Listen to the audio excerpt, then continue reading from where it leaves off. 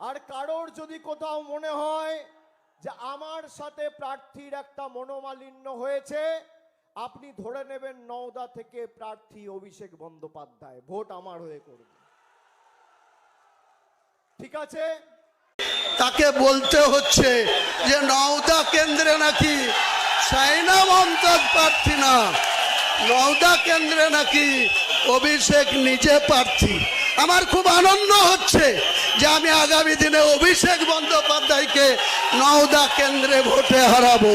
চোঠামে 70,000-এর মার্জিনে এই নওদা কেন্দ্র থেকে অভিষেক বন্দ্যোপাধ্যায়কে হুমায়ুন কবিরের কাছে ভোটে হারতে হবে, কারণ তিনি নিজে ঘোষণা করেছেন সাইনা মমতাজ প্রার্থী না।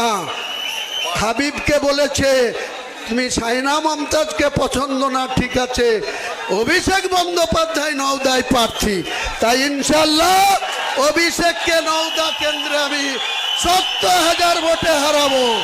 আপনারা সবাই আমার সঙ্গে আছেন তো?